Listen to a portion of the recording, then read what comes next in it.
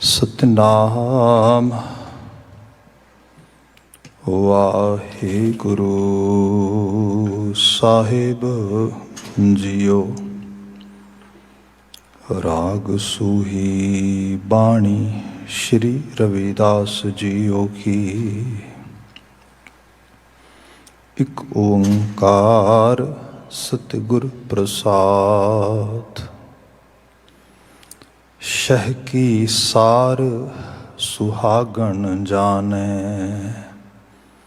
तज अभिमान सुख रलियां माने। शह की सार सुहागन जाने, तज अभिमान सुख रलियां माने। तन मन दे ना अंतर राखै, अवरा देख ना सुनै अपाखै। सोकत जानै पीर पराई, जांकै अंतर दर्द न पाई। रहा दुखी दुहागन दोय पखहीनी, जिन नहा निरंतर भगत न कीनी। पुरसलात का पंथ दुहेला, संग न साथी गवन अकेला। दुखिया दर्दवंद दर आया, बहुत प्यास जवाब न पाया।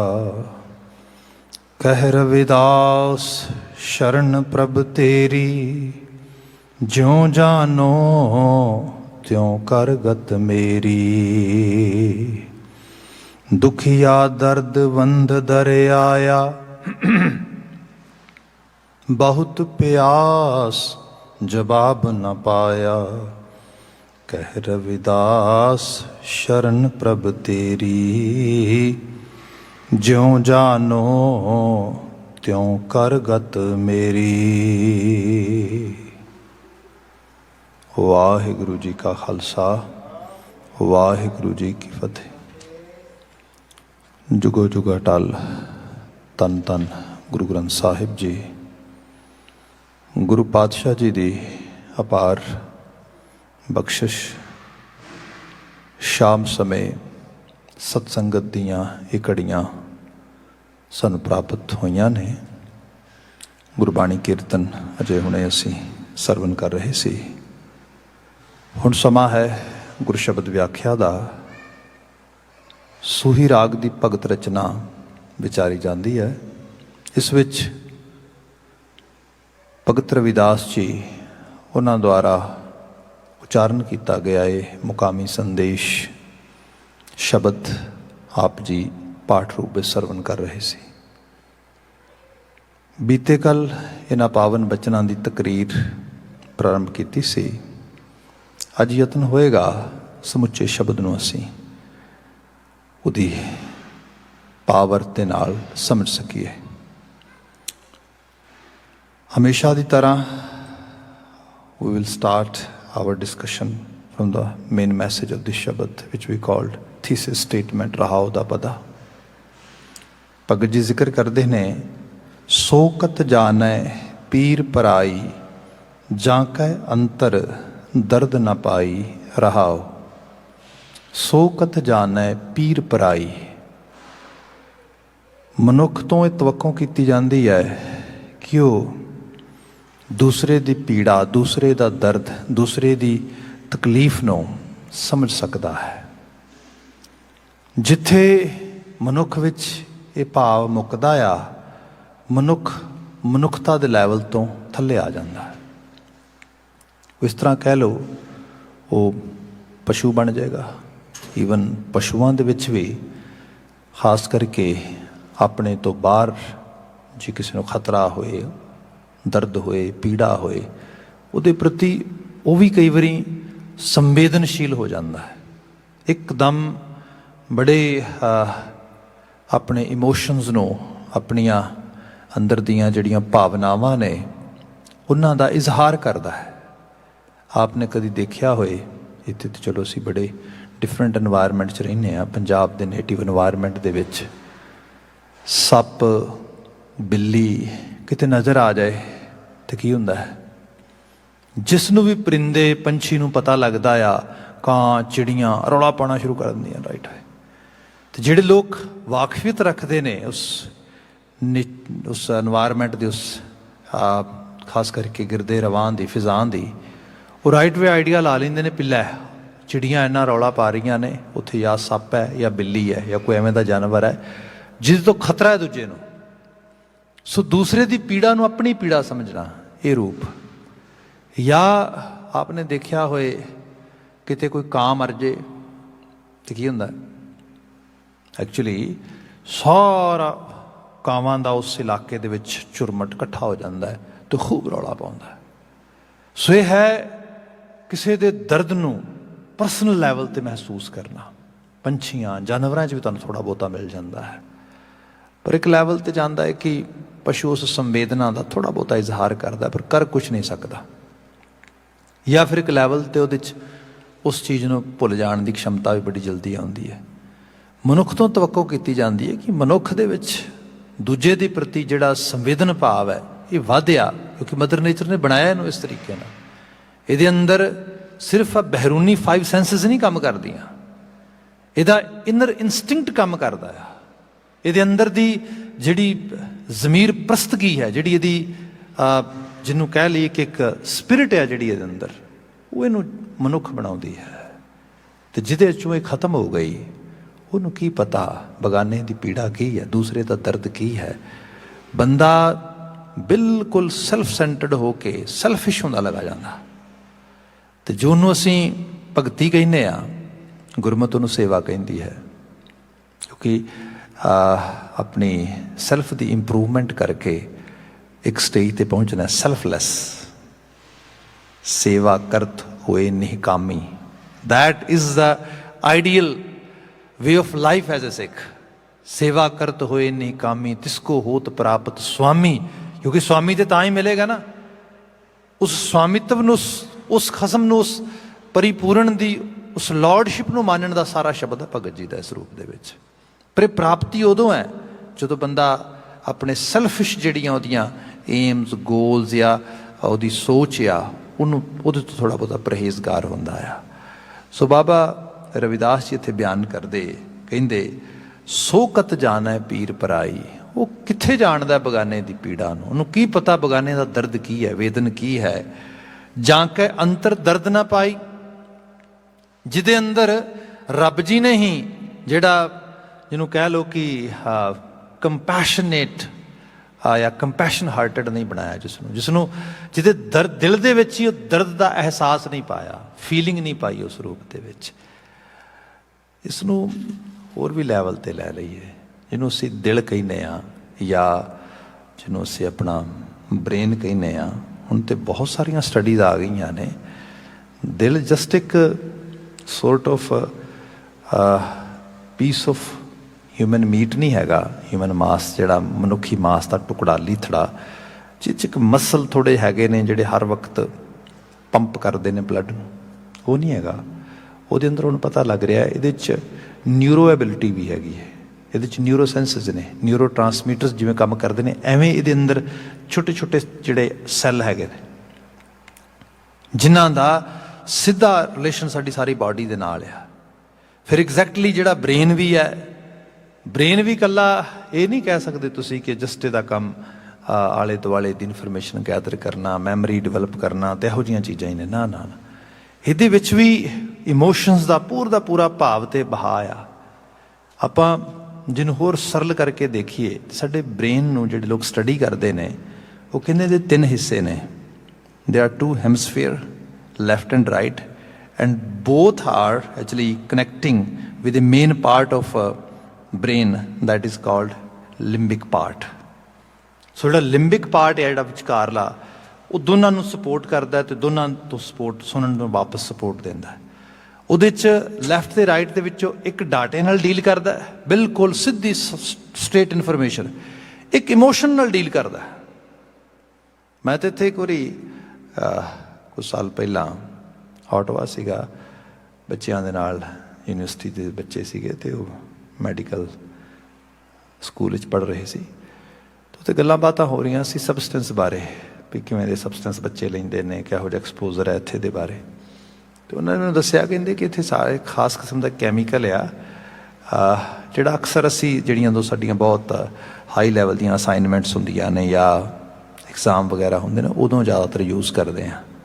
ਉਹ ਕਰਦੇ ਕੀ ਨੇ ਕਿ ਉਸ ਨੂੰ ਜਿਹੜਾ ਇਸ ਤਰੀਕੇ ਨਾਲ ਸਨਿਫ ਕਰਦੇ ਨੇ, ਅਤੇ ਉਹ ਕੀ ਕਰਦਾ ਹੈ, ਉਹ ਜਿਹੜਾ ਇਮੋਸ਼ਨ ਵਾਲਾ ਬ੍ਰੇਨ ਆ ਉਹਨੂੰ ਫਰੀਜ਼ ਕਰ ਦਿੰਦਾ। ਜਿਹੜਾ ਡਾਟਾ ਬੇਸਡ ਬ੍ਰੇਨ ਆ ਉਹਨੂੰ ਸਾਰੇ ਦਾ ਸਾਰੀ ਜਿਹੜੀ ਹੈ ਐਨਰਜੀ ਮਿਲ ਜਾਂਦੀ ਹੈ। ਅਤੇ ਹੁੰਦਾ ਕੀ ਹੈ, ਇੱਕਦਮ ਬ੍ਰੇਨ ਸਟ੍ਰੇਟ ਫਾਰਵਰਡ ਡਾਟਾ ਜਿਹੜਾ ਹੈਗਾ ਉਹਨੂੰ ਵੇਖਣ ਲੱਗ ਜਾਂਦਾ, ਉਹਦੇ ਨਾਲ ਸਾਂਝ ਬਣਾਉਣ ਲੱਗ ਜਾਂਦਾ, ਬੜੇ ਹਾਈ ਮਾਰਕਸ ਆਉਂਦੇ ਨੇ, ਬੜੀ ਵਧੀਆ ਜਿਹੜੀ ਹੈ ਐਕੈਡੈਮਿਕ ਪਰਫਾਰਮੈਂਸ ਹੋ ਜਾਂਦੀ ਹੈ। ਬਟ ਲੌਂਗ ਰਨ ਦੇ ਵਿੱਚ ਉਹਦਾ ਖਤਰਾ ਇਹ ਹੈ ਕਿ ਜੇਕਰ ਉਹ ਜਿਹੜਾ ਇਮੋਸ਼ਨ ਵਾਲਾ ਪਾਰਟ ਆ ਉਹ ਲਗਾਤਾਰ ਡਲ ਹੁੰਦਾ ਗਿਆ ਅਤੇ ਅਲਟੀਮੇਟਲੀ ਬੰਦਾ ਸਿਰਫ ਜ਼ੋਂਬੀ ਬਣ ਜਾਏਗਾ ਔਰ ਕੁਛ ਵੀ ਨਹੀਂ, ਕੋਈ ਇਮੋਸ਼ਨ ਨਹੀਂ ਰਹੇਗਾ ਉਹਦੇ 'ਚ। ਉਹਨੂੰ ਮਤਲਬ, ਅਤੇ ਅਕਸਰ ਮੈਂ ਦੇਖਦਾ ਵੀ ਹਾਂ ਫੈਮਲੀਜ਼ ਕਈ ਵਾਰੀ ਲਿਟਰਲੀ ਤੌਰ 'ਤੇ ਕੰਪਲੇਨਸ ਕਰਦੀਆਂ ਨੇ, ਉਹ ਬੇਟਾ ਲਾਇਰ ਬਣ ਗਿਆ, ਡਾਕਟਰ ਬਣ ਗਿਆ, ਬੇਟਾ ਪ੍ਰੋਫੈਸ਼ਨਲ ਬਣ ਗਿਆ, ਬੇਟੀ ਇਸ ਤਰੀਕੇ ਨਾਲ ਬਣ ਗਈ ਹੈ, ਨੂੰਹ ਰਾਣੀ ਸਾਡੀ ਇਹ ਬਣ ਗਈ ਹੈ, ਬਟ ਸਮਹਾਓ ਸਾਡੇ ਨਾਲ ਕੋਈ ਸਾਂਝ ਨਹੀਂ ਉਹਦੀ। ਸਿਰਫ ਘਰ ਆਉਣ ਦੀ ਇੰਨੀ ਸਾਂਝ ਹੈ, hi mom, hi dad, that's it. ਉਹਨਾਂ ਨੇ ਕਦੀ ਸਾਡੇ ਕੋਲ ਬੈਠ ਕੇ ਸਾਡਾ ਹਾਲ ਨਹੀਂ ਪੁੱਛਣਾ, ਕਦੀ ਆਪਣਾ ਹਾਲ ਨਹੀਂ ਦੱਸਣਾ, ਨਾ ਸਾਡੇ ਦਿਲ ਦੀ ਗੱਲ ਸੁਣਨੀ ਹੈ, ਨਾ ਆਪਣੇ ਦਿਲ ਦੀ ਗੱਲ ਕਰਨੀ ਹੈ। ਭਾਈ ਦਿਲ ਤਾਂ ਹੈ ਹੀ ਨਹੀਂ। ਉਹ ਜਿਹੜੇ ਇਮੋਸ਼ਨਸ ਨੇ ਦੇ ਡੈਡ। ਅਤੇ ਜਦੋਂ ਉਹ ਚੀਜ਼ ਮਰ ਗਈ, ਬੀਤੇ ਕੱਲ੍ਹ ਆਪਾਂ ਬਹੁਤ ਸਾਰੀਆਂ ਐਗਜ਼ਾਮਪਲਸ ਕੀਤੀਆਂ, ਆਪ ਸੰਗਤ ਨੇ, ਖਾਸ ਕਰਕੇ ਸਾਡੀ ਜਿਹੜੀ ਗਲੋਬਲ ਸੰਗਤ ਹੈ, ਦੇ ਵਰ ਸੈਂਡਿੰਗ ਸੋ ਮੈਨੀ ਮੈਸੇਜਿਸ ਐਂਡ ਆਲ ਦੀਸ ਥਿੰਗਸ। ਪਰ ਰਿਐਲਿਟੀ ਹੈ ਇਹੀ। ਐਕਚੁਅਲੀ ਗੁਰਮਤ ਦਾ ਸਕੂਲ ਬਹੁਤ ਸਾਨੂੰ ਪ੍ਰੈਕਟੀਕਲ ਵੇ ਦੇ ਨਾਲ ਵੀ ਅਤੇ ਬੜੇ ਹਾਇਰ ਲੈਵਲ 'ਤੇ ਸਾਨੂੰ ਲੈ ਕੇ ਜਾਂਦਾ ਆ। ਕੰਪੈਸ਼ਨ ਜਿਹੜਾ ਆ ਦੂਸਰੇ ਨੂੰ ਸਮਝ ਸਕਣ ਦੀ ਸ਼ਕਤੀ ਤੇ ਰੱਖਦਾ ਹੀ ਰੱਖਦਾ ਆ, ਆਪਣੇ ਆਪ ਨੂੰ ਵੀ ਸਮਝ ਸਕਣ ਦੀ ਸ਼ਕਤੀ ਰੱਖਦਾ ਆ। ਬੰਦੇ ਨੂੰ ਅਹਿਸਾਸ ਹੁੰਦਾ ਆ ਕਿ ਮੈਨੂੰ ਕਿਸੇ ਦੀ ਪੀੜਾ ਦੇ ਨਾਲ ਕਿਵੇਂ ਮੈਨੂੰ ਜਿਹੜਾ ਹੈ ਰਿਐਕਟ ਕਰਨਾ ਚਾਹੀਦਾ ਹੈ, ਕਿਹੜਾ ਮੇਰਾ ਫਰਜ਼ ਕੀ ਬਣਦਾ ਇੱਥੇ। ਜੇ ਆਪਾਂ ਦੇਖੀਏ ਤੇ ਦੁਖੀਏ ਵਿਪਰ ਜੋ ਚੱਲ ਕੇ ਆਏ ਪੁਰੀ ਆਨੰਦ, ਬਾਹਾਂ ਹਮਾਰੀ ਪਕੜੀ ਹੈ ਗੁਰੂ ਹਰਗੋਬਿੰਦ ਕੇ ਚੰਦ। ਬ੍ਰਾਹਮਣਾਂ ਦਾ ਡੈਲੀਕੇਟ ਆਇਆ ਕਸ਼ਮੀਰ ਤੋਂ, 500 ਬ੍ਰਾਹਮਣ, ਬਾਬਾ ਉਸ ਵਕਤ ਦੇ ਕਿਰਪਾ ਦਾਸ ਤੱਤ ਜਿਹੜੇ ਸੀਗੇ ਉਹ ਉਹਨਾਂ ਦੀ ਅਗਵਾਈ ਕਰ ਰਹੇ ਨੇ। ਅਤੇ ਉਹਨਾਂ ਆ ਕੇ ਗੁਰੂ ਤੇਗ ਬਹਾਦਰ ਸਾਹਿਬ ਨੂੰ ਕਿਹਾ ਵੀ ਸਾਡਾ ਤਾਂ ਕੋਈ ਨਹੀਂ ਜੇ, ਸਾਡੇ ਲਈ ਤਾਂ ਬੌੜੀ ਕਰੋ, ਸਾਡਾ ਤਾਂ ਕੋਈ ਹਾਲ ਹੀ ਨਹੀਂ ਗਾ। ਰੋਜ਼ ਜਿਹੜਾ ਸ਼ੇਰ ਮੁਹੰਮਦ ਖਾਨ ਉਹ ਜਨੇਊਆਂ ਦੇ ਢੇਰ ਲਾ ਕੇ ਰੱਖੀ ਲਗਾ ਹੁੰਦਾ। ਕਨਵਰਜਨ ਹੋ ਰਹੀ ਹੈ ਫੋਰਸਫੁਲੀ, ਮਾਰੇ ਜਾ ਰਹੇ ਨੇ ਟੱਬਰਾਂ ਦੇ ਟੱਬਰ, ਕੋਈ ਬਾਂਹ ਨਹੀਂ ਫੜ ਰਿਹਾ। ਜੋ ਸਾਰੇ ਦੇ ਵਿੱਚ ਅਸੀਂ ਦੇਖਦੇ ਹਾਂ, ਧੰਨ ਗੁਰੂ ਗੋਬਿੰਦ ਸਿੰਘ ਸਾਹਿਬਜ਼ਾਦਾ ਗੋਬਿੰਦ ਰਾਏ ਦੇ ਰੂਪ ਵਿੱਚ 9 ਵਰੇ ਦੀ ਅਰਬਲਾ ਆ ਸਾਰੀ। ਅਤੇ ਉਹ ਆ ਕੇ ਕੀ ਕਹਿੰਦੇ ਨੇ, ਪਿਤਾ ਜੀ ਇਹਨਾਂ ਦਾ ਕੀ ਕੀਤਾ ਜੇ, ਇਹਨਾਂ ਦਾ ਦਰਦ, ਇਹਨਾਂ ਦੀ ਵੇਦਨ, ਇਹਨਾਂ ਨੂੰ ਕੌਣ ਸੁਣੇਗਾ। ਤੇ ਮਹਾਰਾਜ ਨੇ ਕਿਹਾ ਇਹ ਬੜੀ ਵੱਡੀ ਕੁਰਬਾਨੀ ਦੀ ਮੰਗ ਹੈ ਇੱਥੇ।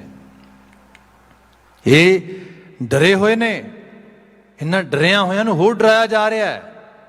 ਉਸ ਆਵਾਜ਼ ਦੀ ਲੋੜ ਹੈ, ਉਸ ਨਜ਼ਰ ਦੀ ਲੋੜ ਹੈ ਜੋ ਨਿਰਭੈ ਤੇ ਨਿਡਰ ਹੋਏ, ਜਿਹੜੀ ਜ਼ਾਲਮ ਦੀ ਅੱਖ 'ਚ ਅੱਖ ਪਾ ਕੇ ਦੱਸੇ ਉਹ ਜ਼ੁਲਮ ਕਰਨ ਵਾਲਿਆ ਤੇਰੀਆਂ ਬਾਹਾਂ 'ਚ ਇੰਨਾ ਬਲ ਨਹੀਂ ਤੂੰ ਮਨੁੱਖਤਾ ਨੂੰ ਇਸ ਰੂਪ ਵਿੱਚ ਡਰਾ ਸਕੇ ਨਾ। ਜੇ ਹੈ ਤੇ ਵਿਖਾ ਮੈਨੂੰ ਆਪਣੀਆਂ ਬਾਹਾਂ ਦਾ ਜ਼ੋਰ, ਮੈਂ ਆਪਣੀ ਸ਼ਾਹ ਰਗ ਦਾ ਖੂਨ ਡੋਲਣ ਲਈ ਤਿਆਰ ਹਾਂ। ਬੜੀ ਵੱਡੀ ਕੁਰਬਾਨੀ ਦੇ ਜਜ਼ਬੇ ਦੀ ਲੋੜ, ਕੋਈ ਵੱਡਾ ਮਹਾਂਪੁਰਖ ਅੱਗੇ ਵਧੇ। ਤੇ ਇਹ ਕੰਪੈਸ਼ਨ ਹੀ ਹੈ, ਇਹ ਅੰਦਰ ਦਾ ਦਰਦ ਹੀ ਹੈ, ਕਿਸੇ ਦੀ ਪੀੜਾ ਨੂੰ ਮਹਿਸੂਸ ਕਰਦੇ ਹੋਏ ਅੰਦਰ। 9 ਵਰੇ ਦੀ ਅਰਬਲਾ ਦੇ ਵਿੱਚ ਸਾਹਿਬਜ਼ਾਦਾ ਗੋਬਿੰਦ ਰਾਏ ਜੀ ਇਹ ਕਹਿੰਦੇ ਨੇ ਕਿ ਪਿਤਾ ਜੀ ਫਿਰ ਜਾਓ। ਅਸੀਂ ਇੰਨੇ ਸੈਲਫਿਸ਼ ਵੀ ਨਹੀਂ ਹੋ ਸਕਦੇ। ਜਦੋਂ ਬਾਅਦ ਵਿੱਚ ਕੁਝ ਮੋਤਬਰ ਸਿੱਖਾਂ ਨੂੰ ਪਤਾ ਲੱਗਦਾ ਹੈ ਨਾ, ਉਹ ਕਹਿੰਦੇ ਲੱਗਦਾ ਹੈ ਸਾਹਿਬਜ਼ਾਦਾ ਜੀ ਅਜੇ ਬਹੁਤ ਛੋਟੇ ਨੇ ਉਮਰ 'ਚ, ਇਹਨਾਂ ਨੂੰ ਪਤਾ ਨਹੀਂਗਾ ਇਹ ਕੀ ਕਹਿ ਰਹੇ ਨਾ, ਮਤਲਬ ਕੀ? ਇਹਦਾ ਮਤਲਬ ਇਹ ਹੈ ਗੁਰੂ ਪਿਤਾ ਜੀ ਦੀ ਸ਼ਹਾਦਤ। ਕੀ ਇਹਨਾਂ ਨੂੰ ਇਸ ਬਾਰੇ ਤਿਆਰ ਹੈਗੇ ਨੇ? ਲਿਟਰਲੀ ਤੌਰ ਤੇ ਪੁੱਛਦੇ ਵੀ ਨੇ, ਤੇ ਸਾਡਾ ਲਿਟਰੇਚਰ ਇਹ ਵਰਡ ਜਿਹੜਾ ਹੈ ਕੈਰੀ ਕਰਦਾ ਹੈ। ਮਹਾਰਾਜ ਬਿਆਨ ਕਰਦੇ ਕਿ ਜਬ ਹੁਤੇ ਮਾਂ ਗਰਭ ਮੈਂ ਕਰੈ ਰਖਵਾਈ ਜੋਏ। ਅੱਜ ਤੁਸੀਂ ਕਹਿੰਦੇ ਹੋ ਪਿਤਾ ਦਾ ਸਾਇਆ ਸਿਰ ਤੇ ਚਾਹੀਦਾ, ਬਿਲਕੁਲ ਚਾਹੀਦਾ, ਇਹਦੇ ਬਿਨਾਂ ਤੇ ਕੁਝ ਵੀ ਨਹੀਂ ਜ਼ਿੰਦਗੀ। ਪਰ ਸੱਚਾਈ ਇਹ ਹੈ ਜਦੋਂ ਮਾਂ ਦੇ ਗਰਭ ਦੇ ਵਿੱਚ ਜੀਵਨ ਪਲ ਰਿਹਾ ਸੀਗਾ, ਉਦੋਂ ਤੇ ਮਾਂ ਦੀ ਆਰ ਖੁਰਾਕ ਤੇ ਪਲਦਾ ਸੀਗਾ, ਪਿਤਾ ਦਾ ਤੇ ਕੋਈ ਕੰਟਰੀਬਿਊਸ਼ਨ ਨਹੀਂ ਸੀ ਉਦੋਂ ਤੇ ਸਭ ਮਾਂ ਦੀ ਸਿਹਤ ਤੇ ਵਾਜਬ ਹੋਏਗੀ ਤੇ ਬੱਚਾ ਵਾਜਬ ਹੋਏਗਾ, ਅਦਰਵਾਈਜ਼ ਤੇ ਹੋਰ ਤੇ ਕੋਈ ਉਹ ਨਹੀਂ ਨਾ, ਸਿਰਫ ਉਹ ਇੰਡੀਵਿਜੂਅਲੀ ਸਭ ਕੁਝ ਕੇਅਰ ਕਰਦਾ ਹੈ। ਜਦੋਂ ਉਸ ਸਮੇਂ ਨੂੰ ਯਾਦ ਕਰਦੇ ਆ, ਉਦੋਂ ਵੀ ਤੇ ਰੱਖਿਆ ਹੋਇਆ ਕੌਣ ਹੋਇਆ? ਕਰਤਾਰ ਹੋਇਆ, ਜਿਸਨੇ ਸਭ ਨੂੰ ਜੀਵਨ ਦੇਣਾ ਹੈ। ਜਬ ਹੁਤੇ ਮਾਂ ਗਰਭ ਮੈਂ ਕਰੈ ਰਖਵਾਈ ਜੋਏ, ਅਬ ਤੋ ਭਏ ਕਈ ਬਰਸ ਕੇ ਕਿਉਂ ਨਾ ਸਹਾਈ ਹੋਏ। ਉਹਦੇ ਤੇ ਭਰੋਸਾ ਹੈ। ਬਾਕੀ ਗੱਲ ਰਹੀ, ਅਸੀਂ ਇੰਨੇ ਵੀ ਸਵਾਰਥੀ ਨਹੀਂ ਹੋ ਸਕਦੇ ਕਿ ਦੂਜੇ ਬੱਚੇ ਆਪਣੇ ਮਾਪਿਆਂ ਲਈ ਵਿਲਕ ਰਹੇ ਹੋਣ ਤੇ ਮੈਂ ਆਪਣੇ ਲਾਲਚ ਨੂੰ, ਆਪਣੇ ਸਵਾਰਥ ਨੂੰ ਪੈ ਕੇ ਆਪਣੇ ਪਿਤਾ ਨੂੰ ਬਚਾਉਣ ਦਾ ਯਤਨ ਕਰਾਂ। ਨਾ, ਮੈਂ ਦੂਜਿਆਂ ਨੂੰ ਰੁਦਨ ਤੋਂ ਬਚਾਉਣ ਵਾਸਤੇ ਆਪਣੇ ਪਿਤਾ ਨੂੰ ਤੋਰਨ ਲਈ ਤਿਆਰ ਹਾਂ। ਸੋ ਇਹ ਕੰਪੈਸ਼ਨ ਆ, ਆਪਣੇ ਜੀਵਨ ਵਿੱਚੋਂ ਕਿਸੇ ਦੇ ਪ੍ਰਤੀ ਸੰਵੇਦਨਾ ਵਿਅਕਤ ਕਰਨੀ, ਆਪਣੇ ਜੀਵਨ ਵਿੱਚੋਂ ਕਿਸੇ ਦੇ ਪ੍ਰਤੀ ਸਦਭਾਵ ਵਿਅਕਤ ਕਰਨਾ, ਆਪਣੇ ਜੀਵਨ ਵਿੱਚੋਂ ਕਿਸੇ ਦੇ ਪ੍ਰਤੀ ਆਪਣੇ ਆਪ ਵਿੱਚ ਤਿਆਗ ਦਾ ਭਾਵ ਰੱਖਣਾ, ਤਿਆਗਣ ਦੀ ਬਿਰਤੀ ਰੱਖਣੀ। ਮਹਾਰਾਜ ਕਹਿੰਦੇ ਜੇ ਇਹ ਹਿਰਦੇ 'ਚ ਬਾਤ ਹੈ ਤੇ ਪਰਾਈ ਪੀੜ ਸਮਝ ਆਉਂਦੀ ਹੈ। ਨਹੀਂ ਤੇ ਅਸੀਂ ਅਕਸਰ ਬਿਆਨ ਕਰਦੇ ਹਾਂ ਨਾ ਕਿ ਜਿਸ ਤਨ ਲੱਗੈ ਸੋ ਹੀ ਜਾਣਾ ਹੈ।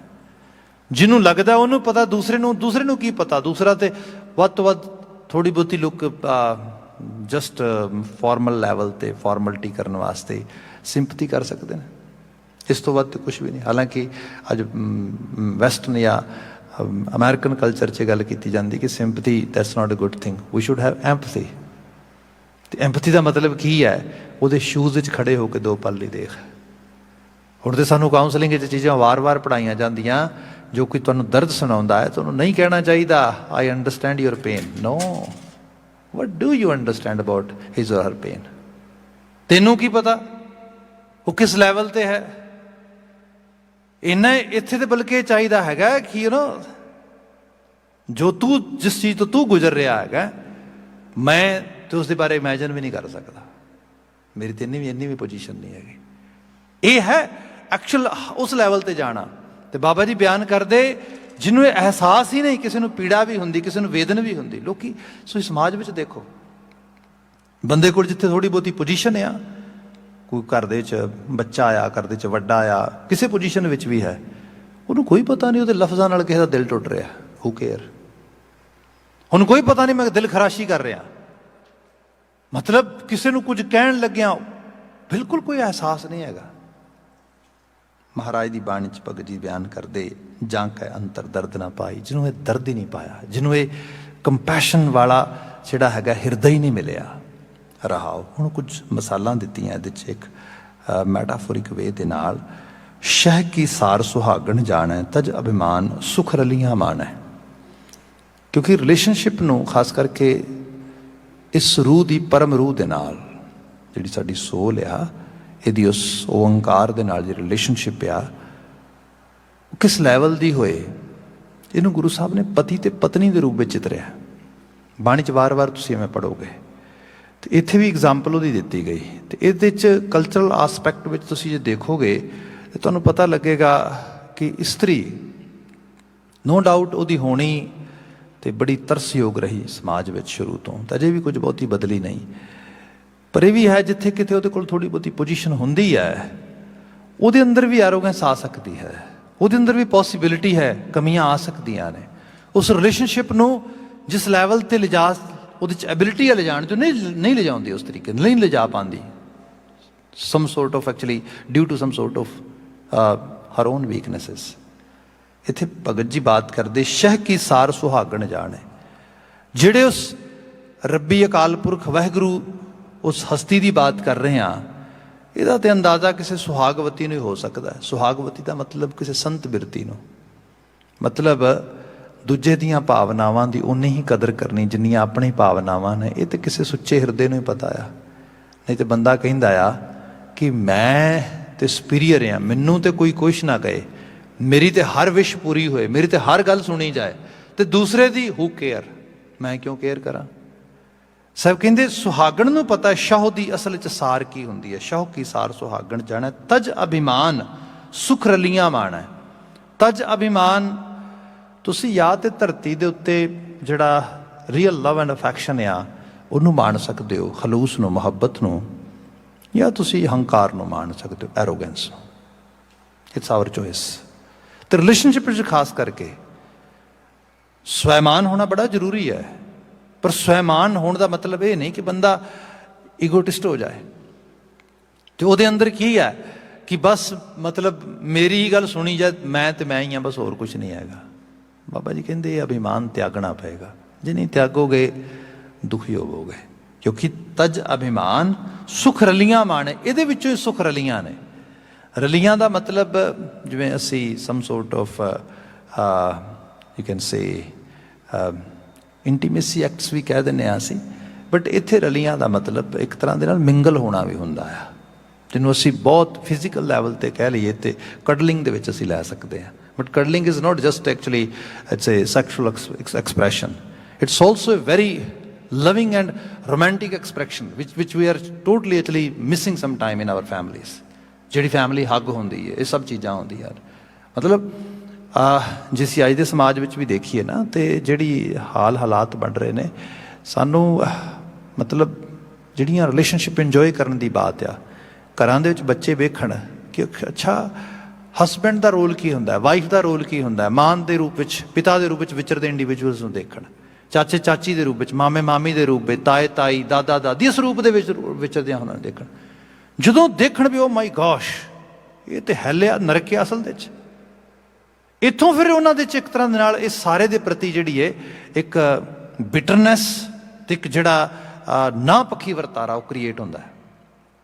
ਫਿਰ ਕਈ ਵਾਰ ਫੈਮਲੀਜ਼ ਕੰਪਲੇਨ ਵੀ ਕਰਦੀਆਂ ਨੇ ਕਿ ਬੱਚੇ ਲੈ, ਅਸੀਂ ਤੇ ਕਹਿੰਦੇ ਹਾਂ ਭਾਈ ਗੱਲ ਇਹ ਹੈ ਜੋ ਉਹਨਾਂ ਦੇ ਕੋਲ ਐਗਜ਼ਾਮਪਲ ਆ ਉਹ ਤੇ ਦੇਖੋ ਘੱਟ ਤੋਂ ਘੱਟ। ਸੋ ਇਹ ਰੂਪ ਵੀ ਤੁਸੀਂ ਇਸ ਲੈਵਲ 'ਤੇ ਦੇਖੋਗੇ ਜਦੋਂ ਇੱਥੇ ਬਚਨ ਆ ਰਿਹਾ ਹੈਗਾ ਕਿ ਤਜ ਅਭਿਮਾਨ ਸੁਖ ਰਲੀਆਂ ਮਾਣ ਹੈ, ਮਤਲਬ ਉਸ ਹਾਇਰ ਲੈਵਲ ਦੀ ਬਾਤ ਹੋ ਰਹੀ ਹੈ। ਤੇ ਫਿਰ sorry to say today is actually I'm going totally other side, otherwise we have to understand what is the difference between lust and romance। ਇਹ ਜਿਹੜੀ ਚੀਜ਼ ਆ ਇਹਨੂੰ ਟੈਬੂ ਬਣਾਇਆ ਕਈ ਵਾਰੀ ਅਸੀਂ ਉਸ ਲੈਵਲ 'ਤੇ, ਬਟ ਡੀਪ ਲੈਵਲ 'ਤੇ ਇਹਨੂੰ ਅੰਡਰਸਟੈਂਡ ਕਰਨ ਦੀ ਲੋੜ ਹੈ। ਫਿਰ ਇਕੱਲਾ ਇਹ ਨਹੀਂਗਾ, ਰਿਲੇਸ਼ਨਸ਼ਿਪ ਨੂੰ ਹੋਰ ਹਾਇਰ ਲੈਵਲ 'ਤੇ ਜਾ ਕੇ ਦੇਖਣ ਦੀ ਲੋੜ ਹੈ। ਅੱਜ ਤੇ ਪਿੱਛੇ ਸਮਾਜ ਦੇ 'ਚ ਅਸੀਂ ਬੜੀ ਜਦੋਂ ਬੰਦੇ ਨੂੰ ਭੁੱਖ ਲੱਗੀ ਹੋਏ ਨਾ, ਜਦੋਂ ਬੰਦੇ ਨੂੰ ਜਿਹੜੀ ਹੈ ਰੋਟੀ ਦੀ ਲੋੜ ਹੋਏ, ਜਦੋਂ ਬੰਦੇ ਨੂੰ ਆਪਣੇ ਮਤਲਬ ਇੱਕ ਤਰ੍ਹਾਂ ਦੇ ਸਰਵਾਈਵਲ ਵਰਗਾ ਇਸ਼ੂ ਹੋਏ, ਉਹਨਾਂ ਸਮਾਜਾਂ ਦੇ ਵਿੱਚੋਂ ਕੋਈ ਬਹੁਤ ਹਾਇਰ ਲੈਵਲ ਦੀਆਂ ਵੈਲਿਊਜ਼ ਦੀ ਐਕਸਰਸਾਈਜ਼ ਨਹੀਂ ਹੁੰਦੀ। ਪੰਜਾਬ ਦੀ ਫਿਜ਼ਾ ਵਿੱਚ ਅਸੀਂ ਦੇਖ ਸਕਦੇ ਹਾਂ, ਗੁਰਬਤ ਹੈ, ਗਰੀਬੀ ਹੈ, ਮਤਲਬ ਲੋੜ ਬਹੁਤ ਵਧੀ ਹੈ ਲੋਕਾਂ ਦੇ ਉਸ ਰੂਪ ਦੇ ਵਿੱਚ। ਅਤੇ ਉਹਦੇ ਕਰਕੇ ਨਾ ਰਿਸ਼ਤਿਆਂ ਦੀ ਪਵਿੱਤਰਤਾ ਰਹਿ ਗਈ ਉੱਥੇ। Recently you as easily actually can find out what's happening on social media. ਇਹ ਸਾਰੀਆਂ ਚੀਜ਼ਾਂ ਉਹਦੇ 'ਚੋਂ ਨਿਕਲੀਆਂ ਨੇ ਉਸ ਤਰੀਕੇ ਨਾਲ। ਮਗਰ ਜਦੋਂ ਅਸੀਂ ਗੁਰਮਤ ਦੇ ਆਸ਼ੇ ਨੂੰ ਪੜ੍ਹਦੇ ਸੁਣਦੇ ਹਾਂ, ਜਾਂ ਗੁਰਬਾਣੀ ਦੇ ਅਸੀਂ ਆਪਣੇ ਆਪ ਨੂੰ ਫੋਲੋਵਰ ਕਹਿੰਦੇ ਹਾਂ, ਡਿਸਾਈਪਲਸ ਕਹਿੰਦੇ ਹਾਂ, ਭਾਈ ਫਿਰ ਗੁਰਬਾਣੀ ਤਾਂ ਬਹੁਤ ਵਧੀਆ ਤਰੀਕੇ ਨਾਲ ਸਮਝਾਉਂਦੀ ਹੈ ਕਿ ਇਹਨੂੰ ਸਮਝੋ, ਤੁਹਾਡੀ ਰੂਹ ਦਾ ਪਰਮ ਰੂਹ ਨਾਲ ਰਿਸ਼ਤਾ ਬਣਨਾ ਹੈ। ਅਤੇ ਜੇ ਤੁਸੀਂ ਉਸ ਪਰਮ ਰਿਸ਼ਤੇ ਨੂੰ ਮੰਨਣਾ, ਤਾਂ ਧਰਤੀ ਦੇ ਰਿਸ਼ਤੇ ਤਾਂ ਬੜੀ ਚੰਗੀ ਤਰ੍ਹਾਂ ਸੰਭਾਲਣੇ ਆਉਣੇ ਚਾਹੀਦੇ ਨੇ ਤੁਹਾਨੂੰ। ਇੱਥੇ ਬਚਨ ਆਇਆ ਕਿ ਜੇ ਤੁਸੀਂ ਉਸ ਐਰੋਗੈਂਸ ਨੂੰ ਤਿਆਗ ਸਕਦੇ ਹੋ ਅਤੇ ਸਭ ਦੇ ਵਿੱਚ ਰੱਬ ਦੀ ਜੋਤ ਨੂੰ ਵੇਖ ਕੇ ਸਭ ਨਾਲ ਸਨੇਹ ਪਿਆਰ ਕਰ ਸਕਦੇ ਹੋ, ਅਤੇ ਫਿਰ ਭਾਈ ਤੁਸੀਂ ਸੁਖ ਰਲੀਆਂ ਮਾਣ ਸਕਦੇ ਹੋ, ਰੱਬ ਦੇ ਨਾਲ ਨੇੜਤਾ ਮਾਣ ਸਕਦੇ ਹੋ। ਤਨ ਮਨ ਦੇ ਨਾ ਅੰਤਰ ਰੱਖ ਹੈ ਜਦੋਂ ਇਹਦੇ 'ਚ ਡੈਡੀਕੇਸ਼ਨ ਦੀ ਗੱਲ ਹੈ, ਸਮਰਪਣ ਦੀ ਗੱਲ ਹੈ। ਜਦੋਂ ਬੰਦਾ ਪ੍ਰੇਮ ਵਿੱਚ ਹੁੰਦਾ ਆ, ਇੱਕ ਹੋਰ ਲੈਵਲ ਲੈ ਲਈਏ ਕਿ ਜਦੋਂ ਅਸੀਂ ਹਸਬੈਂਡ ਵਾਈਫ ਰਿਲੇਸ਼ਨਸ਼ਿਪ ਦੀ ਗੱਲ ਕਰਦੇ ਹਾਂ, ਜਾਂ ਕਪਲ ਰਿਲੇਸ਼ਨਸ਼ਿਪ ਦੀ ਗੱਲ ਕਰਦੇ ਹਾਂ, ਇੱਕ ਕੰਪੈਨੀਅਨਸ਼ਿਪ ਦੀ ਗੱਲ ਕਰਦੇ ਹਾਂ, ਅਤੇ ਉਹਦੇ ਵਿੱਚ ਦੋਨੋਂ ਜਿਹੜੀਆਂ ਧਿਰਾਂ ਨੇ ਉਹ ਐਗਰੀ ਕਰਦੀਆਂ ਨੇ ਇੱਕ ਹਾਇਰ ਲੈਵਲ ਦੇ ਕਿਸੇ ਗੋਲ ਨੂੰ ਅਚੀਵ ਕਰਨ ਵਾਸਤੇ। ਅਤੇ ਉਹ ਕੀ ਹੈ, ਉਹਨੂੰ ਅਸੀਂ ਫੈਮਿਲੀ ਇੰਸਟੀਟਿਊਸ਼ਨ ਕਹਿੰਦੇ ਹਾਂ। ਉਹਦੇ ਵਿੱਚ ਸਿਰਫ ਦੇਣਾ ਹੀ ਹੁੰਦਾ ਹੈ, ਦੋਨਾਂ ਧਿਰਾਂ ਵੱਲੋਂ। ਉਹਦੇ 'ਚ ਫਿਰ ਜੇ ਉਹਦੇ ਵਿੱਚ ਫਿਰ ਆਪਣੇ ਆਪ ਨੂੰ ਜੋ ਸੈਲਫਿਸ਼ ਹੋ ਕੇ ਕੁਛ ਲੱਭਣਾ ਚਾਹਣ ਨਾ ਕਿ ਮੇਰੇ ਲਈ ਕੀ ਹੈ, ਮੈਂ ਹੀ, ਫਿਰ ਨਹੀਂ ਹੁੰਦਾ ਕੁਛ ਵੀ। ਫਿਰ ਤਾਂ ਖੁਦ ਉਸ ਇੰਸਟੀਟਿਊਸ਼ਨ ਨੂੰ ਮਾਰ ਰਹੇ ਹੁੰਦੇ ਨੇ। ਗੁਰੂ ਬਾਬਾ ਜੀ ਨੇ ਬਿਆਨ ਕੀਤਾ ਇੱਥੇ, ਤਨ ਮਨ ਦੇਹ ਨ ਅੰਤਰ ਰੱਖ ਹੈ, ਫਿਰ ਕਿਆ ਅਵਰਾ ਦੇਖ ਨਾ ਸੁਣੈ ਅਪਾਖ ਹੈ। Wrong comparison. ਅਵਰਾ ਦੇਖ, ਆਲੇ ਦੁਆਲੇ ਦੇਖਦਾ, ਬੰਦੇ ਨੂੰ ਕੁਛ ਵੀ ਨਹੀਂ ਮਾਰਦਾ, ਬੰਦੇ ਨੂੰ ਦੂਜਿਆਂ ਨਾਲ ਕੰਪੈਰੀਜ਼ਨ ਮਾਰਦਾ ਹਰ ਲੈਵਲ 'ਤੇ। ਜਿੱਥੇ ਤੁਸੀਂ ਇਹ ਕੰਪੈਰੀਜ਼ਨ ਕਰਨਾ ਸ਼ੁਰੂ ਕੀਤਾ ਕਿਸੇ ਤਰੀਕੇ ਦੇ ਨਾਲ ਵੀ, ਬਸ। ਤੇ ਦੂਸਰਾ, ਨਾ ਸੁਣਿਆ ਭਾਖ ਹੈ। ਇੱਕ ਸ਼ਖਸ ਨੂੰ ਉਹਦੇ ਪਾਰਟਨਰ ਬਾਰੇ ਕੋਈ ਕਹੇ ਵੀ ਨਾ ਤੂੰ ਤਾਂ ਬਹੁਤ ਵਧੀਆ ਹੈ, ਪਰ ਤੇਰਾ ਪਾਰਟਨਰ ਬਹੁਤਾ ਵਧੀਆ ਨਹੀਂ ਹੈਗਾ, ਤੂੰ ਜ਼ਿਆਦਾ ਵਧੀਆ ਡਿਜ਼ਰਵ ਕਰਦਾ ਸੀ, ਬਸ ਸਮਝੋ ਉਹੀ ਤੁਹਾਡਾ ਸਭ ਤੋਂ ਵੱਡਾ ਐਨਮੀ ਹੈ। ਤੇ ਜਿੱਥੇ ਸੁਣਨ ਦੀ ਬਿਰਤੀ ਆ ਜਾਏ, ਹੋਰ ਲੋੜ ਹੀ ਨਹੀਂ ਕਿਸੇ ਚੀਜ਼ ਦੀ। ਬੰਦਾ ਜਿਵੇਂ ਅਸੀਂ ਸੋਚਦੇ ਹਾਂ, ਇਹ ਕਈ ਵਾਰ ਹੋਇਆ, ਮਨੁੱਖ ਨੂੰ ਵੀ ਕਈ ਵਾਰੀ ਕਹਿ ਤਾ ਜਾਂਦਾ, ਨਹੀਂ ਤੂੰ ਤੇ ਬੰਦਾ ਬੜਾ ਚੰਗਾ, ਪਰ ਕਿਸਮਤ ਹੀ ਮਾੜੀ ਹੈ ਤੇਰੀ। ਵਾਟ, ਤੈਨੂੰ ਕੀ ਪਤਾ ਮੈਂ ਕਿੰਨਾ ਕੁ ਚੰਗਾ ਆ? ਇੰਨਾ ਜੋ ਮੈਂ ਡਿਜ਼ਰਵ ਕਰਦਾ ਉੱਥੋਂ ਕਿਤੇ ਵੱਧ ਮਿਲ ਰਿਹਾ ਮੈਨੂੰ। ਰੱਬ ਨੂੰ ਪਤਾ ਨਹੀਂ ਕੀ ਚੰਗਾ ਲੱਗਦਾ। ਤੇਰੇ ਵਰਗੇ ਬੰਦੇ ਰੱਬ ਨੂੰ ਜ਼ਿਆਦਾ ਦੇਣਾ ਚਾਹੀਦਾ। ਉਹ ਭਲੇ ਬੰਦੇ, ਤੈਨੂੰ ਕੀ ਪਤਾ, ਮੇਰੀ ਤੇ ਐਬਿਲਿਟੀ ਨਹੀਂ ਹੈਗੀ ਜਿੰਨਾ ਉਹਨੇ ਦੇ ਤਾ ਮੈਨੂੰ। ਇਸ ਕਿਸਮ ਦੀ ਬਾਤ ਹੋ ਰਹੀ ਹੈ ਇਹਦੇ 'ਚ। ਜੇ ਸਪਿਰਿਚੁਅਲ ਸਾਈਡ 'ਤੇ ਆ ਜਾਈਏ ਤੇ ਅਗਲਾ ਬਚਨ ਲੈ ਲਈਏ, ਦੁਖੀ ਦੁਹਾਗਣ ਦੋਏ ਪੱਖ ਹੈ ਨਹੀਂ। ਦੁਹਾਗਣ ਜਿਸ ਨੂੰ ਪਤਾ ਨਹੀਂ ਕਿ ਮੇਰੇ ਜੀਵਨ ਦਾ ਅਸਲ ਪਰਪਸ ਤੇ ਮਕਸਦ ਕੀ ਹੈ। ਜਦੋਂ ਅਸੀਂ ਗ੍ਰਸਤ ਜੀਵਨ ਦੀ ਗੱਲ ਕਰਦੇ ਹਾਂ ਨਾ, ਤੇ ਇਹਦੇ 'ਚ ਇੱਕ ਡੈਡੀਕੇਸ਼ਨ ਦੀ ਗੱਲ ਆਉਂਦੀ। ਪਹਿਲੇ ਮੈਂ ਬਾਤ ਕੀਤੀ ਹੈ। ਤੇ ਡੈਡੀਕੇਸ਼ਨ ਹੁੰਦਾ ਕਿਸੇ ਹਾਇਰ ਗੋਲ ਨੂੰ। ਹੁਣ ਹਾਇਰ ਗੋਲ ਕੀ ਹੈ? ਫੈਮਿਲੀ ਵਿੱਚ ਸਭ ਤੋਂ ਵੱਡੀ ਚੀਜ਼ ਕੀ ਹੁੰਦੀ ਹੈ? ਬੱਚੇ। ਤੇ ਬੱਚਿਆਂ ਦਾ ਮਤਲਬ ਕੀ ਹੈ? ਬੱਚਿਆਂ ਦਾ ਮਤਲਬ ਹੈ ਬਹੁਤ, ਮਤਲਬ ਐਟੀਕੇਟਸ, ਮੈਨਰਸ, ਵੈਲਿਊਜ਼, ਹਰ ਤਰ੍ਹਾਂ ਦੇ ਨਾਲ ਇੱਕ ਨਵੀਂ ਜ਼ਿੰਦਗੀ ਨੂੰ ਧਰਤੀ ਤੇ ਰੇਜ਼ ਕਰਨਾ। ਇਹ ਹੈ, ਇਹਦੇ 'ਚੋਂ ਸੁਸਾਇਟੀ ਬਣਦੀ ਹੈ, ਸਮਾਜ ਬਣਦਾ, ਇਹਦੇ 'ਚੋਂ ਆਉਣ ਵਾਲਾ ਭਵਿੱਖ ਬਣਦਾ ਸਾਰੇ ਦਾ ਸਾਰਾ। ਜਿੱਥੇ ਜਿਹੜੀ ਜਨਰੇਸ਼ਨ ਪਹਿਲੀ ਉਹ ਇਹੀ ਸੋਚੀ ਜਾ ਕਿ ਲੈ ਮੈਂ ਤੇ ਮੈਂ ਹੀ ਅੱਜ ਬੱਚਾ ਆ, ਮੈਨੂੰ ਹੀ ਸਭ ਕੁਝ ਚਾਹੀਦਾ ਹੈਗਾ, ਫਿਊਚਰ ਮਰ ਜਾਂਦਾ ਹੈ। ਫਿਊਚਰ ਜਿਹੜਾ ਹੈਗਾ ਉਹ ਬਿਲਕੁਲ ਖਤਮ ਹੋ ਜਾਂਦਾ ਉਸ ਲੈਵਲ 'ਤੇ।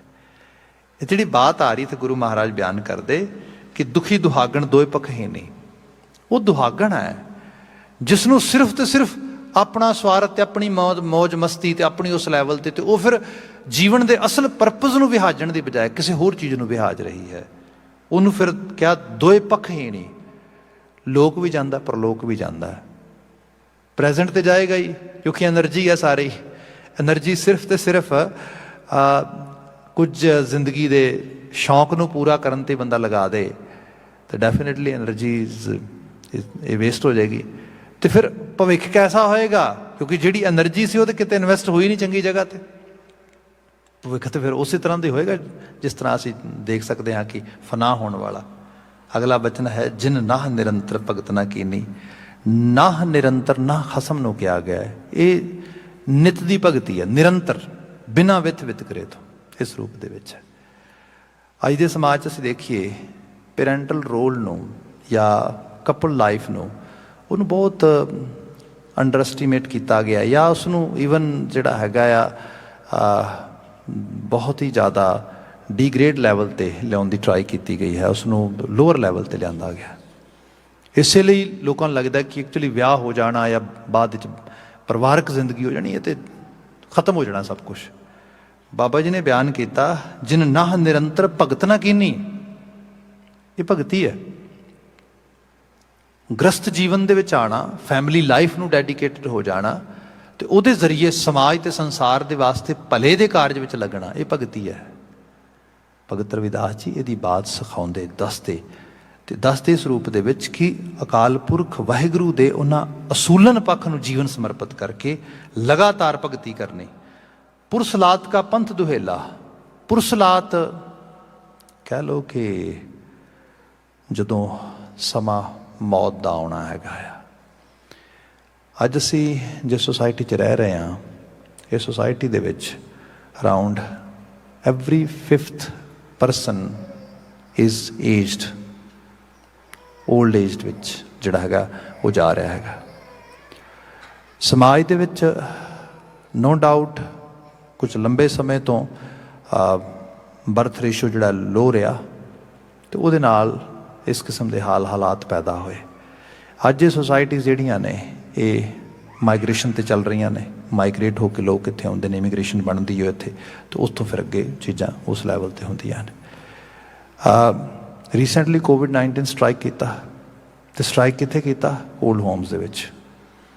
उत्थे की होया, बजुर्ग मतलब कुछ हफ्ते तो एवें लगा बस खत्म ही हो जाना सारा कुछ उस तरीके नाल। फिर यह है भी चलो अकाउंटेबिलिटी है, थोड़ा बहुता सिस्टम है, टैक्नोलॉजी भी है, कुछ रिसोर्सिस भी है, यूज़ करके कुछ चीज़ों बाद दे विच जिहड़ा उन्होंने बचाया गया। नहीं तो हकीकी रूप से देखा जाए तो यही है, जदों जिन्हों साहब ने बाणी जिस तरह बयान किया कि रमैया के गुण चेत पुरानी, कवन मूल ते कवन दृष्टानी, जिन तू साज सवाज सिंगारिया, जिस करतार ने तेन जीवन दिता, उस बयान किया कि जदों वो समा आएगा, बिरद भया ऊपर साक सैन, मुख अपियाओ बैठ को दैन। बिरद अवस्था आ गई, तो बिरद अवस्था च की होया, हालत है बिरद भया ऊपर साक सैन, पूरा टब्बर आले दुआले बैठा है, पूरी फैमिली। मुख अपियाओ, मुंह नहीं खुलता, कोई पोतरा, कोई दोता, कोई धी, कोई नूह, वो अगे वध के माता जी बेबे जी मुंह खोलती है, चम्मच नाल कुछ मुंह च पाउंदी है, अखां उस वक्त पानी नाल भरदियां ने, दाता शुक्र है तेरा, मेरा तो जिहड़ा हैगा मेरा तो पासा नहीं सी लिया जाना मेरे तो। वो कहंदे ना असीं हाज़र हाँ, साहां च साह लैंदे। हुण पुरसलात मौत दा राह असल दे च जी उदों ही सुहेला है, जिहड़ी स्टेट ऑफ माइंड उदों बन रही है, उदों लग रहा है जीवन सफल हो गया। ਇਹੋ ਜਿਹੇ ਬੱਚੇ ਨੇ ਬਾਂਹ ਫੜਨ ਵਾਲੇ, ਹੱਥ ਫੜਨ ਵਾਲੇ, ਸਾਹ ਲੈਣ ਵਾਲੇ, ਇਹੋ ਜਿਹੀ ਸਟੇਟ ਆਫ ਮਾਈਂਡ ਨਾਲ ਜਦੋਂ ਬੰਦੇ ਦੀ ਵਿਦਾਇਗੀ ਹੋਏਗੀ, ਕੈਸੀ ਹੋਏਗੀ? ਜਿੱਥੇ ਵਿਦਾਇਗੀ ਹੋਏਗੀ ਰਿਗਰੈਟ ਕਰਦਿਆਂ ਹੋਇਆਂ, ਓਹੋ ਕਾਹਦੀ ਜ਼ਿੰਦਗੀ ਵੇਸਟ ਕਰਤੀ ਸਾਰੀ, ਇਹ ਕੀ ਬਣਿਆ, ਕੁਛ ਵੀ ਨਹੀਂ ਕਮਾਇਆ। ਅੱਜ ਕੋਈ ਮੈਨੂੰ ਕੋਈ ਇੱਥੇ ਮੇਰੇ ਕੋਲ ਬੈਠ ਕੇ ਮੇਰੀ ਗੱਲ ਵੀ ਸੁਣਨ ਵਾਲਾ ਨਹੀਂ ਹੈਗਾ। ਇਸੇ ਟਾਈਮ ਦੇ ਵਿੱਚ, ਪਿਛਲੇ ਸਮੇਂ ਦੇ ਵਿੱਚ ਬੜੇ ਜਾਣਨ ਵਾਲੇ ਪਰਿਵਾਰਾਂ 'ਚੋਂ ਜੀ ਗੁਜ਼ਰੇ। मेरे बड़े प्यारे वैस्ट साइड तो है अंकल जी, उन्होंने विदायगी हुई, तो मेरी गल हुई बाद आंटी जी नाल, तो वो कहते जी बड़े वधिया गए हो। मैं सवेरे वैसे तो देर रात तक भी मैं गल्लां करदी रही, सवेरे उठी तो उठ के मैं उन्होंने कुछ फीड किया, तो उस तो बाद मैं क्या मैं जे तुसीं कहो तो कुछ काम कर लवां। कहते जरूरी? कहते नहीं जरूरी तो नहीं है। कहते फिर चलो कुछ गल्लां करते हैं। फिर खूब सारियां असीं बचपन दियां होर बहुत सारियां गल्लां कीतियां, तो फिर मैं देखा कि उन्होंने बॉडी कोई रिस्पॉन्स नहीं कर रही प्रॉपरली, तो फिर मैं उन्होंने हॉस्पिटल लै गई, तो कहते no no due to Covid you can not stay. वो कहती मैं लड़ पई, मैं क्या मैंने लिख के दो, nothing gonna happen when I am living it, because I don't want to actually leave him alone over here when he is taking last breath. खैर उन्होंने अलाउ करना पाया, मैं कोल बैठी हाँ, हथ फड़िया, गल्लां बातां होंदियां दो चार, मैनू फिर कहण लग गए, कहंदे कि हाँ, कहंदे भी वो मेरी चाची माता नूं कहंदे सी, वो दिसनी शुरू हो गई, होर गल्लां करन लग गए। कहंदे लै उदे किन्ना वधिया उत्थे संगीत वज रहा, वो सारा कुछ, तो कहंदी मैं सारी यात्रा जर्नी उन्हां दे नाल देख रही हूँ, उस रूप च मंजर तेरा। तो फिर मैं क्या जो तुहानूं संगीत बहुत सोहना लगदा है, तो तुसीं एक काम करो, तुसीं उस संगीत सुणो, हुण जाओ जाओ। कहते that time he was taking last breadth. Salvation की होएगी? एंड ये एक्चुअल लैवल पे ये है बिरद भया ऊपर साक सैन। देखो फैमिली लाइफ का आउटकम सिर्फ ये नहीं होंदा एक दो दिनों के विच फ्रस्ट्रेशन होनी, चीज़ां अकॉर्डिंगली ना चलनियां, एक दूजे के वास्ते जिंदगी ला देनी, यही तो एक्चुअली आउटकम उदा हैगा उस लैवल ते पहुंचना। इत्थे जो महाराज बयान करते, जे तू नहीं मनेगा फिर चेते रखी पुरसलात का पंथ दुहेला, संग न साथी गवन अकेला। अल्टीमेटली फिर हालत यह बनती है कि बंदे नूं इकल्लापन जिहड़ा आ वो तो बहुत बुरी तरह तंग करता है। दुखिया दर्द वंद दरे आया, बहुत प्यास जवाब ना पाया। हुण अकाल पुरख वाहिगुरू अगे भगत जी अपने वालों अपनी अरदास करते, मैं दर्द दा मारिया, सानू समझाउंदे मालक मेरे दर्द दी हूक सुन तो बड़ा प्यासा आ, ਕੁਝ ਮਤ ਦੇ, ਕੁਝ ਸੋਝੀ ਦੇ, ਕੁਝ ਅਕਲ ਦੇ, ਕੁਝ ਆਪਣਾ ਅਹਿਸਾਸ ਦੇ, ਤਾਂ ਕਿ ਅੰਦਰ ਜਿਹੜਾ ਆ ਉਹ ਤ੍ਰਿਪਤ ਹੋ ਸਕੇ। ਪਰ ਕੀ ਕਰਾਂ, ਅਜੇ ਤਾਂ ਅਰਦਾਸਾਂ ਹੀ ਨੇ, ਤੇਰਾ ਜਵਾਬ ਨਹੀਂ ਆਇਆ। ਨਹੀਂ ਮਿਲਦੇ ਉਹੋ ਜਿਹੇ ਸੰਦੇਸ਼ ਇੰਦਰ ਇਨਸਟਿੰਕਟ ਵਿੱਚ ਜਿਹੜੇ ਮੈਨੂੰ ਸੈਟਿਸਫਾਈਡ ਕਰ ਸਕਣ। ਕਿ ਇਸ ਕਰਕੇ ਕਿਹਾ ਬਹੁਤ ਪਿਆਸ ਜਵਾਬ ਨਾ ਪਾਇਆ, ਕਹਿ ਰਵਿਦਾਸ ਸ਼ਰਨ ਪ੍ਰਭ ਤੇਰੀ। ਅਖੀਰ ਗੱਲ ਮੁਕਾਈ, ਇਹ ਰਵਿਦਾਸ ਕਹਿ ਦੇ ਮੈਂ ਤੇਰੀ ਸ਼ਰਨ ਆ, ਮੇਰਾ ਹੋਰ ਕੋਈ ਓਟ ਆਸਰਾ ਨਹੀਂਗਾ। ਜਿਉਂ ਜਾਨੋ ਤਿਉਂ ਕਰਗਤ ਮੇਰੀ। ਬਾਕੀ ਮੈਨੂੰ ਇਹ ਵੀ ਨਹੀਂ ਪਤਾ ਮੇਰੀ ਗਤੀ ਕਿਵੇਂ ਹੋਣੀ ਹੈ, ਤੈਨੂੰ ਹੀ ਪਤਾ ਆ, ਤੂੰ ਹੀ ਕਰ ਸਕਦਾ ਹੈ। ਮੈਂ ਤੇਰੇ ਅੱਗੇ ਅਰਦਾਸ ਕਰਦਾ। ਸਭ ਰਹਿਮਤ ਕਰਨ ਇਹਨਾਂ ਆਲਮੀ ਵਾਕਿਆਂ 'ਚੋਂ ਜੋ ਪ੍ਰੇਰਨਾ ਹੈ ਉਹ ਸਾਡੇ ਜੀਵਨ ਦਾ ਹਿੱਸਾ ਬਣੇ, ਇਹੀ ਅਰਦਾਸ ਹੈ। ਕਿਰਸਾਨੀ ਸੰਘਰਸ਼ ਨਾਲ ਜੂਝ ਰਹੇ ਮਾਈ ਭਾਈ ਦੀ ਸਫਲਤਾ ਦੀ ਅਰਦਾਸ ਦੇ ਨਾਲ ਹੀ ਸਮਾਪਨ ਕਰਦੇ ਹਾਂ। ਕਹਿਣਾ ਜੀ ਵਾਹਿਗੁਰੂ ਜੀ ਕਾ ਖਾਲਸਾ, ਵਾਹਿਗੁਰੂ ਜੀ ਕੀ ਫਤਿਹ।